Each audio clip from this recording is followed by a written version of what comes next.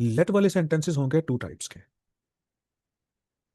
Well I do remember कि मैंने आप लोगों को let sentences active voice passive voice में भी करवाए थे, लेकिन फिर मैं एक दफ़ा गुजारिश करूँ, मैं फिर एक दफ़ा दोहरा देता हूँ, एक दफ़ा फिर दोहरा देता हूँ कि जो लेट के सेंटेंसेस होते हैं ना, उनकी दो किस्में होती हैं। या तो लेट के मैडम बाद, जरा जी, आ रहा हो तो सजेशन। जी, शाबाश। अगर तो लेट के बाद अस है, तो मैंने कहा था कि इसको हम लेट अस को हम लेट्स भी बोलते हैं, लेट अस को हम लेट्स भी बोलते हैं। और इसमें लेट्स में सेंस होती है सजेस्शन की, सेंस होती है सजेस्शन की, यानी कि तजवीज।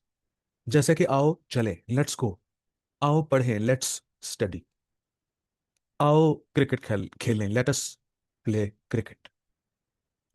लेकिन अगर लेट के बाद अस ना आए, कुछ और आ जाए, अब वो कुछ और क्या हो सकता है भाई? वो कुछ भी और हो सकता है। यानी कि लेट मी आ जाए, लेट हिम आ जाए, लेट हर आ जाए, लेट देम आ जाए, लेट अली आ जाए, लेट द कार आ जाए, यानी लेट अस ना हो, उसके अलावा कुछ और आ जाए, तो उसमें होती है सेंस ऑफ परमिशन। अब सेंटेंस है he said let us go for a walk, यहां पर ये यूं भी आ सकता था, he said let's go for a walk. इसमें कोई फर्क नहीं है। तो स्टेप नंबर वन, आप ही सजेस्टेड अस कहिए,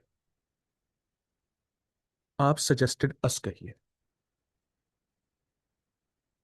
स्टेप नंबर टू, सर यहाँ पर सजेस्टेड अस का होना भी तो लाजमी नहीं है। हो सकता है वो सिर्फ 2% के लिए, यानी एक में और एक वो खुद। तो फिर ही सजेस्टेड में भी तो आ सकता है। ही सजेस्टेड में भी आ सकता है। और ये जो बेटे कह रहे हैं, ये सेफ कह रहे हैं कि ही सजेस्टेड तक बात कर दी जाए तो ये सेफ हो जाती है। तो he suggested us to go for a walk, और जो वर्ब की फर्स्ट फॉर्म थी उसके साथ हमने वही ट्रीटमेंट किया, उसके साथ हमने वही ट्रीटमेंट किया जो हम इंपेरेटिव सेंटेंस में करते थे, कि वर्ब की फर्स्ट फॉर्म का इन्फिनेटिव बना दिया, to go for a walk. चले अब मैं एक सेंटेंस लिखता हूं बेटे, उसका मुझे जरा बना के तो दिखा दो। Help the poor, full stop, inverted commas closed. चले अब आप इसका बनाते हैं। They suggested us to help the poor. चले जी, सबसे पहले ठीक हो गया।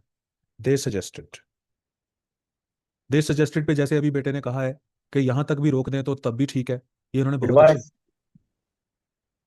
हम्म? अच्छा, दे सजेस्टेड अस, अब हेल्प था तो इसका बन जाएगा टू हेल्प द पुअर। अब सेंस के मुताबिक हमने यहां पर सजेस्टेड लिखा, यहां पर प्रोपोज्ड भी लिख सकते हैं, यानी दे प्रोपोज्ड अस, प्रोपोज्ड अस। तो सजेस्टेड भी ठीक है, प्रोपोज्ड भी ठीक है। और यहां पर हेल्प था तो उसका हमने इन्फिनेटिव बना दिया। इन्फिनेटिव का मतलब टू और वर्ब की फर्स्ट फॉर्म लगा दी, द पुअर। अच्छा, अब जो पूछ रहे थे बेटे, अब मैं उसकी तरफ आता हूं कि अगर लेट के बाद अस ना हो, कुछ और हो, तो हम क्या करेंगे? He said let me go for a walk. अब यहां पर लेट अस नहीं है, उसने कहा कि मुझे वॉक के लिए जाने दो, तो he requested to let him go for a walk. Steps गिनने। स्टेप नंबर वन, रिक्वेस्ट कहना, लेट का ही टू लेट बना देना, क्योंकि लेट का मतलब अलाउ भी होता है। स्टेप नंबर थ्री, वर्ब को वैसे का वैसा लिखना, क्योंकि लेट के बाद फिर हम टू नहीं यूज करते।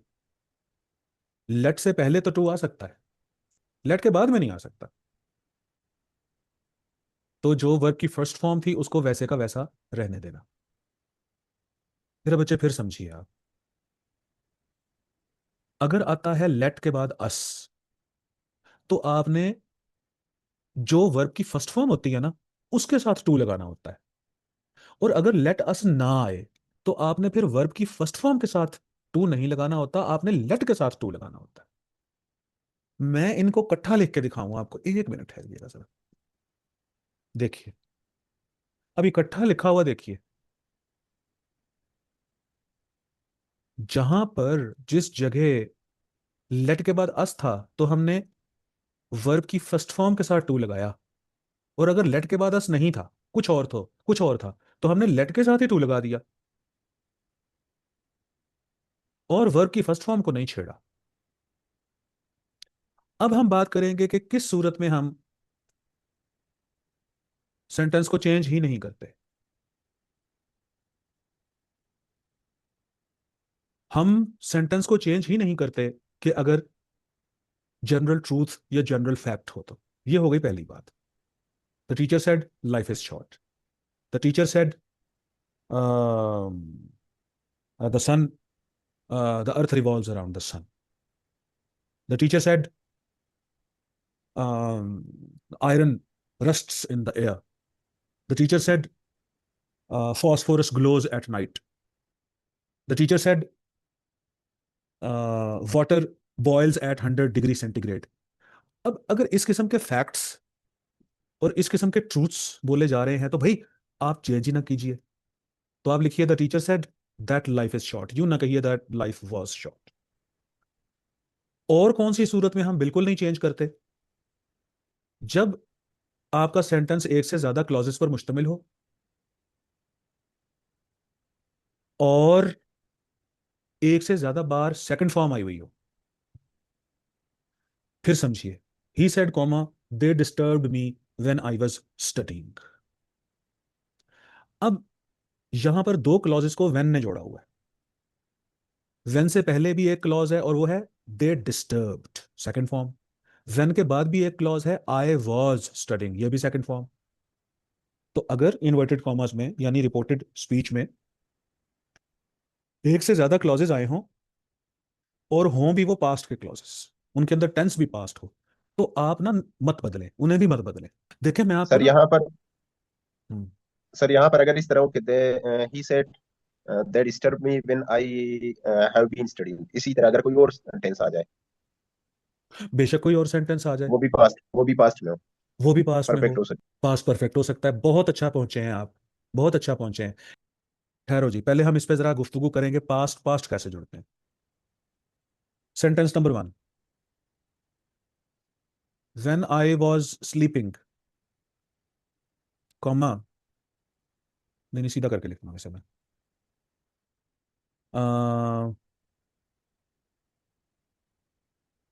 I visited, I visited the I visited the museum when I was in Lahore. और सेंटेंस लिखते हैं। अब देखें, पास पास जैसे जैसे जहां जहां जोड़ते हैं ना, हम सारे सारे सेंटेंस लिखते हैं। अच्छा, the as soon as I saw the lion, comma, I ran away. अच्छा, the kids, है। Sir I saw the line, आपने आई वाज द लाइन। अच्छा अच्छा अच्छा, sorry sorry sorry, as soon as I saw the lion, I ran away. अच्छा, the kids were making a noise when their mother was sleeping. और देखते हैं, when I was uh, when I was eating, com, when I was eating, comma, I heard a knock. The patient had died. The patient had died before the doctor came. No sooner had he went out, comma, it started raining. भाई boys boys and girls, यही यही combos बन सकते हैं। या तो combination बन सकता है सेकंड फॉर्म का, बल्कि सेकंड फॉर्म का और वॉज वर्क का। ये इसमें कोई एक्शन नहीं, when I was in Lahore, जब मैं लाहौर में था। अच्छा, और कॉम्बिनेशन बन सकता है सेकंड फॉर्म का पास्ट पास्ट का, ये एज सुन एज से बनता होता है।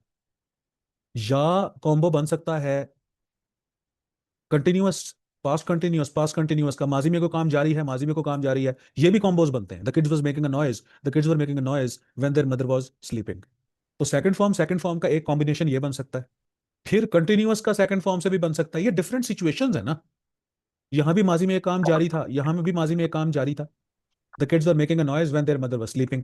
अच्छा, यहां क्या हुआ कि जब एक काम जारी था तो उसके बीच में दूसरे काम ने उसे इंटरप्ट किया। When I was eating I heard a knock, when I was taking meal I heard a knock. ये हमारा कौमी फिक्रा है। The patient had died before the doctor came. कौमी फिक्रा मैं इसलिए कहता हूँ कि ये हर बच्चे को स्कूल में ये करवाया जाता है। फिर एक नो सुनर वाले सेंटेंस होते हैं, उसमें भी हेड के साथ थर्ड फॉर्म आती है और साथ में सेकंड फॉर्म का कॉम्बो आता है। अब मेरा बच्चा यही कुछ हो सकता है ना, जब आप सेकंड फॉर्म का कोई कॉम्बो बनाओगे, या तो सेकंड फॉर्म का बनेगा, जैसे सेंटेंस नंबर 1 और 2 में है, जैसे कि सेंटेंस नंबर 3 में है,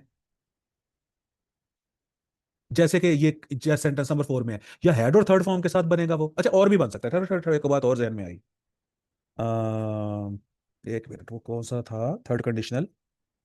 if he had worked hard he would have past. ले जी, एक कॉम्बो ये बन सकता है। अब यहां भी हेड और थर्ड फॉर्म है, और यहां would have, could have, might have और थर्ड फॉर्म, एक ये कॉम्बो बन सकता है। ये थर्ड कंडीशनल का कॉम्बो होता है। आपने चेंज नहीं करना बस। चेंज करोगे तो बेटे दो तरफ हेड और थर्ड फॉर्म्स आ जाएंगी, दो तरफ हेड और थर्ड फॉर्म्स नहीं आती। ये मैंने सारे कॉम्बिनेशन इसीलिए आपको बना के बताया है। या तो सेकंड फॉर्म इकट्ठी आती है, या कंटिन्यूअस फॉर्म्स इकट्ठी आती हैं, या हेड और थर्ड फॉर्म के साथ सेकंड फॉर्म आती है। मतलब यूं नहीं होता कि दो क्लॉजेस में हेड और थर्ड फॉर्म आ जाए। ये इसके पीछे लॉजिक है। इसलिए मैं आपको कह रहा हूं कि अगर आपको ऐसा सेंटेंस नजर आए जिसमें डबलिंग हुई हुई हो ना पास्ट फॉर्म्स की, उसे ना बदला करें आप। अच्छा, अब ये टोटल ट्रांजिशन का क्या कॉन्सेप्ट है? अब ये सेंटेंस देखिए, he said to them you are, he said to them you are bastards. अब ये तो उसने गाली दी है, तो इसको तो चेंज नहीं करेंगे ना, गाली को थोड़ा हम वैसे का वैसा जाके बोलेंगे। तो हम इसकी सेंस को पकड़ेंगे। He said to them you are bastards को हम कहेंगे ही अब्यूज देम, बस। तो टोटल ट्रांजिशन का मतलब होता है कि सारे रूल्स को एक साइड पे रख दीजिए, सारे रूल्स को एक साइड पे रख दीजिए, और इनडायरेक्ट सिर्फ सेंस का बनाइए, सिर्फ सेंस का इनडायरेक्ट बनाइए। ठीक है? और ये चीज आपको कब काम आती है? जब वो आपको एक डायलॉग देता है और कहता है चलो जी इसका जरा इनडायरेक्ट तो बनाओ। अब मैं आपसे वो ये बेटे बात हुई मुकम्मल आज की। ठीक है? हमने लेट वाले सेंटेंसेस किए, इंपेरेटिव सेंटेंसेस किए, उसके बाद हमने लेट वाले सेंटेंसेस किए। फिर हमने देखा कि कब हमने नो चेंज करनी है। नो चेंज में फिर मैंने आपको सारे स्ट्रक्चर बना के दिखाया कि भाई देख लीजिए इस तरीके से, अगर डबल पास्ट आता है तो हमने उसको भी नहीं बदलना होता, जनरल फैक्ट्स को, जनरल ट्रूथ्स को नहीं बदलना होता, और बाज औकात पूरा फिक्रा बदल देते हैं हम। Total transition. अच्छा, अब एग्जाम में कैसे आता है? अगर तो सिंगल सेंटेंस आता है फिर तो हर बच्चा बड़ी आसानी से छलांगे मारता हुआ, सिंगल सेंटेंस आता है तो वो बना लेता है। बेटे अब आप बताएं कि आपको ये शेयर हुआ, नई स्लाइड शेयर हुई? Yes sir. यस। सर ये टोटल ट्रांजिशन वाली बात दोबारा बताना। टोटल ट्रांजिशन वाली बात मैं अभी समझा देता हूँ, बल्कि दोबारा बताने की जरूरत ही नहीं।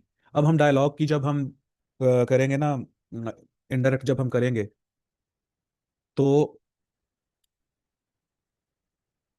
जब हम डायलॉग का इनडायरेक्ट बनाएंगे ना, तो उसमें आपको खुद ही समझ आ जाएगी, देखिएगा। कहता है इस डायलॉग को दोबारा लिखिए, और क्यों लिखिए दोबारा, इसको पैराग्राफ बनाइए। अब पहले हम, अगर आपको डायलॉग आ जाए तो आपने वो डायलॉग पढ़ना है। हेलन कहती है, अब हेलन का और मिस्टर वेस्ट का डायलॉग है ये। हेलन कहती है Mr West, what has happened to John? John के साथ क्या हुआ? मिस्टर वेस्ट कहता है he has left the company, उसने कंपनी छोड़ दी।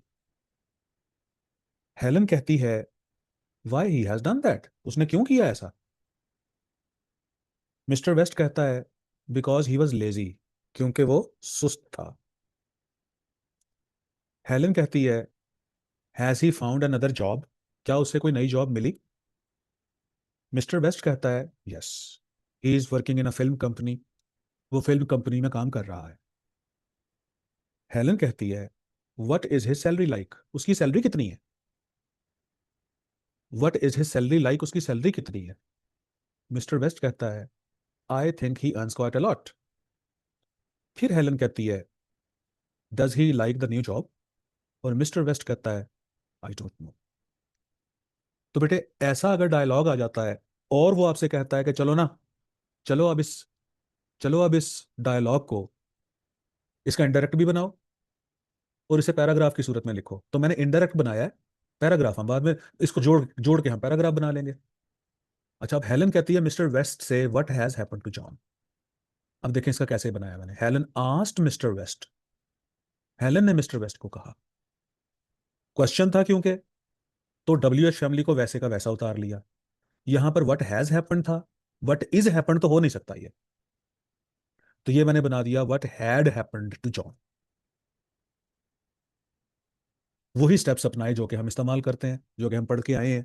और मैंने आपको कहा था कि दो ही किस्म की चेंजेस इंपॉर्टेंट होती हैं। पहली टाइप की चेंज कौन सी चेंज है? प्रोनाउंस की। और दूसरी टाइप की चेंज है वर्ब की।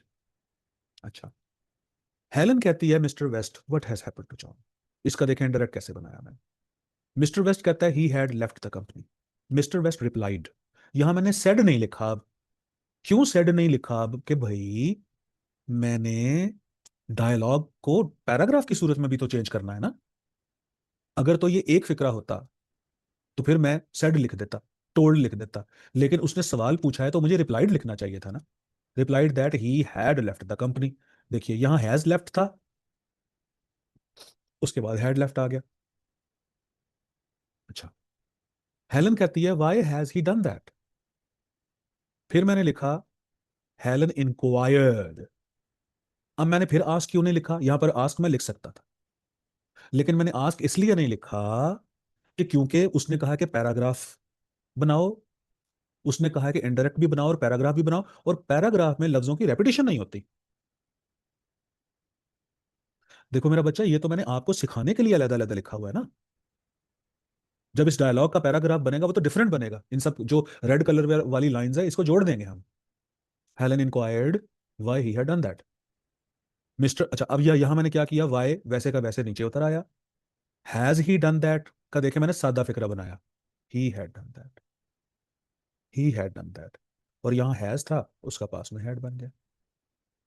मिस्टर वेस्ट कहता है बिकॉज ही वॉज लेजी।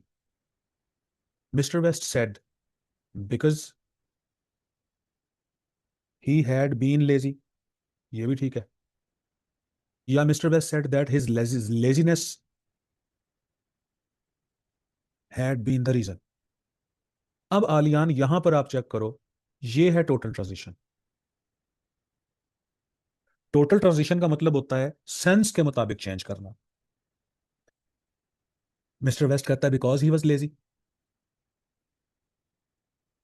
इसके दो तरीके से मैंने इनडायरेक्ट बनाया, या तो यूं बना दो mister West said because he had been lazy, he was lazy का indirect he had been lazy में बनेगा। या फिर एक यहां पर मैंने स्टाइल लगाया है। टोटल ट्रांजिशन के अंदर सेंस निकाली जाती है कि उसकी लेजीनेस वजह बनी उसकी जॉब छोड़ने की। हेलन कहती है has he found another job, यहां पर मैंने लिखा हेलन फर्दर इंक्वायर्ड। अब फर्दर इंक्वायर्ड क्यों लिखा? क्योंकि मैंने पैराग्राफ की टोन भी तो बरकरार रखनी थी ना। अच्छा, अब यहां पर देखो has he found another job. अब ये भी क्वेश्चन है, क्वेश्चन यहां क्योंकि WH फैमिली से स्टार्ट नहीं हो रहा तो मैंने इफ लगा दिया यहां। अच्छा, यहां पर हैज फाउंड था, यहां पर हैड फाउंड लगा दिया यहां। आप लोग नोट कर रहे हो मेरा बच्चा के यस रूल सर। वही है? क्या आप लोग ये नोट कर रहे हो कि हम बिल्कुल रूल के मुताबिक बदल रहे हैं चीजों को? यस सर, नोट कर रहे हैं सर। जी। जी सर। तो इफ भी हमने वैसे लगाया, क्योंकि डब्ल्यू फैमिली होती तो हम उतारते ना। ही फाउंड का हमने कहा ही हैड फाउंड अनदर जॉब, आखिर में लगाया फुल स्टॉप। वही जो हम चार स्टेप्स बनाते होते हैं सेंस के मुताबिक, इंक्वायर्ड कहना, आस्क कहना, क्वेश्चन कहना, उसके बाद इफ का कंजंक्शन लगाना, उसके बाद सादा फिक्रा लिखना और एंड में फुल स्टॉप लगाना। वही चार स्टेप्स हैं जिसको हमने फॉलो किए। आगे मिस्टर वेस्ट कहता है yes he is working in a film company. Mr West informed that he was working in a film company. अच्छा, अब मैंने यस को तो उड़ा दिया, yes, no, well, hurrah, oh, ah, alas, इन लफ्जों को तो वैसे ही उड़ा देते हैं हम। अब क्योंकि वो उससे पूछी जा रही है, पूछे जा रही है कि उसे कोई अदर जॉब मिली कि नहीं मिली, अब वो उसे इन्फॉर्म कर रहा है। मैंने यहां लफ्ज बदल दिया, यहां पर मैं रिप्लाइड भी कर सकता था, लेकिन for the sake of variety, for the sake of change, मैंने क्या किया कि इन्फॉर्म लगा दिया। इन्फॉर्म दैट यहां पर था ही इज वर्किंग, तो मैंने लगा दिया ही was working in a film company. अब देखो, ये लड़का पूछ रहा था मुझसे कि सर टोटल ट्रांजिशन कैसी होती है। अब हेलन कहती है what is his salary like. What is his salary like की सेंस उठाए ना। वो असल में पूछ रही है उसकी सैलरी कितनी है, या उसकी सैलरी के मुतालिक पूछा। देखें इसका इंडायरेक्ट कितना सादा सा बनाया हुआ है मैंने। Then Helen asked about his salary, बस। हम यूं थोड़ा कहेंगे कि what was his salary liked. Like तो खैर चले सॉरी बारी नहीं सकता। सर तो सर यहाँ पर चूंकि हम एज अ पैराग्राफ यहाँ पर कर रहे हैं तो आपने देन का इजाफा किया है। अगर एज अ पैराग्राफ नहीं हम लोगों ने अलग अलग करना है फिर तो यहाँ पर तो देन हम नहीं लगा सकते ना। अगर सिर्फ शाबाश। इसी जुमले का हम लोगों ने अलग करना है फिर तो देन का इजाफा नहीं कर सकते। अच्छा, अब आप लोगों ने वली खान की बात सुनी। वली इस वक्त ये कह रहे हैं कि सर क्योंकि आप पैराग्राफ बना रहे हो लिहाजा आप देन लगा रहे हो, पैराग्राफ बना रहे हैं लिहाजा मैंने फर्दर लगाया है। अगर ये सिंगल सेंटेंस होता फिर मैं देन क्यों लगाता। यानी अगर यहां पर होता कि Helen asked to Mr West, तो फिर मैं देन क्यों लगाता। ये इन्होंने बहुत अच्छी बात नोट की है वली ने कि भाई ये देन लगाया ही इसलिए है to maintain the continuity, to maintain the spirit of the paragraph. Mr West कहता है I think he earns quite a lot. अब क्योंकि मिस्टर वेस्ट कह रहा है आई थिंक, तो मैंने लिखा मिस्टर वेस्ट गेस्ट, गेस लगाया उसने, that he earned quite a lot. यहां अर्न्स था तो यहां अर्नड कर दिया मैंने। आई थिंक को यूनिक कहा मैंने कि Mr West said that he thought that he earned quite a lot, नहीं। यहां टोटल ट्रांजिशन की है, यानी थिंक की सेंस उठाई है। तो अगर वो कह रहा है आई थिंक, इसका मतलब है वो गेस लगा रहा है। आई थिंक अगर वो कहता ना आई एम श्योर, या सीधा वो कहता ही अर्न्स क्वाइट अ लॉट, तो फिर हम गेस कभी भी ना लिखते। अगर वो ये कह आई थिंक लिखता ही ना, मिस्टर वेस्ट कहता ही अर्न्स क्वाइट अ लॉट, तो इसका मतलब उसे पक्का पता है। अगर वो कह रहा है I think he earns quite a lot, तो इसका मतलब हुआ कि Mr West is unsure about the salary. उसके बाद हेलन साहबा कहती हैं does he like the new job. Helen ने पूछा। अब डज से शुरू हुआ है तो हमने इफ लगाया, लाइक है तो हमने यहां पर लाइक्ड बना दिया। द न्यू जॉब एंड में फुल स्टॉप नहीं लगा ना। मिस्टर वेस्ट कहता है I don't know, Mr West replied that he did not know. ये है जनाब, अगर पैराग्राफ आ जाए तो हमने इसको किस तरह से लिखना होता है। और ये आप रफ में तो ऐसा लिख लेना, लेकिन जब आप नीट करोगे ना, फिर आपने इसे मुसलसल पैराग्राफ की सूरत में ही लिखना है। सर यहाँ पर तो चूंकि इसने पास्ट फॉर्म में लिखा है पास्ट टेंस में ना हम्म। वहां पर अब चूंकि अगर हम डायरेक्ट और इनडायरेक्ट कन्वर्ट करते तो वहां पर रिपोर्टिंग और रिपोर्टेड स्पीच की बात आती है। इसमें तो हम्म। रिपोर्टिंग स्पीच बिल्कुल नहीं है। फॉर एग्जाम्पल हम्म। अगर प्रेजेंट में आता है फिर तो उसको भी पास्ट में हम चेंज करेंगे डायरेक्टली ना। हम्म। क्योंकि इसका एक ही वो है, इसमें रिपोर्टेड और रिपोर्टिंग वाला कंसेप्ट नहीं है। तो बहुत अच्छा। अगर पास्ट प्रेजेंट में आएगा उसको भी पास्ट में ही करना है। जी, हमने सोच लेना कि बाहर पास्ट है। ये भी इस बेटे ने बहुत अच्छी एक बात हमें याद करवाई है कि हमें कैसे पता चल रहा है कि हेलन ने कहा मिस्टर वेस्ट को। हमने यहां पर आस्क्ड ही क्यों लिखा, यहां पर आस्क्स क्यों नहीं लिखा। तो बस हम ये तय करते हैं कि जब भी डायलॉग का हम इंडायरेक्ट बनाएंगे तो हम उसे ऑटोमेटिकली हम समझेंगे कि रिपोर्टिंग स्पीच में पास्ट है। हम रिपोर्टिंग स्पीच में प्रेजेंट समझेंगे ही नहीं, क्योंकि डायलॉग जब हो रहा होगा तो वो प्रेजेंट में होगा ना। जब उसका इंडायरेक्ट बनेगा तो वो रिपोर्ट होगा। जब उसका इनडायरेक्ट बनेगा तो वो रिपोर्ट होगा ना। कोई उस डायलॉग को सुनेगा कोई बंदा और बताएगा ना किसी को जाके, तो वो डायलॉग फिर पास्ट में हो गया ना। सर इसको पैराग्राफ में लिखना होता है या इसी तरह लिखना होता है जैसे आपने लिखा है? नहीं, ये मैंने आप लोगों के लिए लिखा है भाई। ये आपने, मैं अब इसे पैराग्राफ की सूरत में कर रहा हूं। इसे आप लोगों ने पैराग्राफ की सूरत में लिखना है, क्योंकि मैंने आपको पढ़ाना था, तो इसलिए मैंने इसको अलग अलग सेंटेंस में बना बना के लिखा है। आप सर पेपर में इसी तरह होता है? पेपर में दोनों तरीके से आते हैं। अगर तो सिंगल सेंटेंस आ जाए तो मैं कहता हूँ तो बच्चे खुश हो जाते हैं ना, ओ वाह सिंगल सेंटेंस आ गया, वो तो उसके रूल्स के मुताबिक चेंज कर लेते हैं। डायलॉग आए तो फंस जाते हैं वो, तो इसलिए मैंने करवाया ही डायलॉग है आप लोगों को, कि बेटा डायलॉग आ जाए तो कौन सी बड़ी बात है, कौन सी कोई पहाड़ टूट पड़ा। डायलॉग में सेंटेंसेस तो होंगे ना। डायलॉग में जो सेंटेंसेस होंगे, आप उनको उनका एज इट इज इनडायरेक्ट बनाइएगा। एज इट इज इनडायरेक्ट बनाने के बाद आपने फिर कुछ वर्ड ऐड करने होंगे डायलॉग की सेंस देने के लिए, बस उसका ध्यान रखिएगा आप। अब वो वर्ड कौन कौन से हैं, वो वली खान ने अभी वो लफ्ज हाईलाइट किए थे, अब देखें।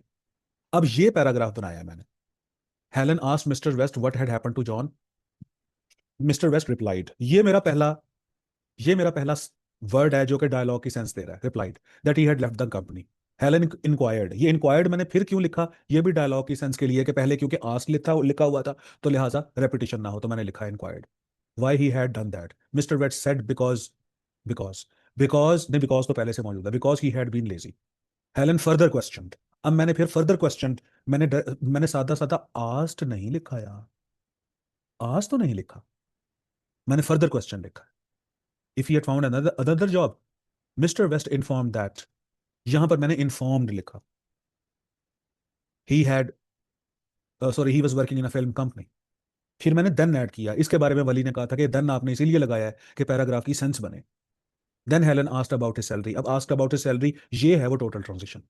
Mister West guessed. अब यहां पर मैंने गेस्ट लिखा। गेस्ट क्यों लिखा, क्योंकि वो आई थिंक बोल रहा था। हेलन आस्क्ड, फिर हेलन ने पूछा। अब मैंने बड़े देर के बाद जाके दोबारा आस्क कहा है।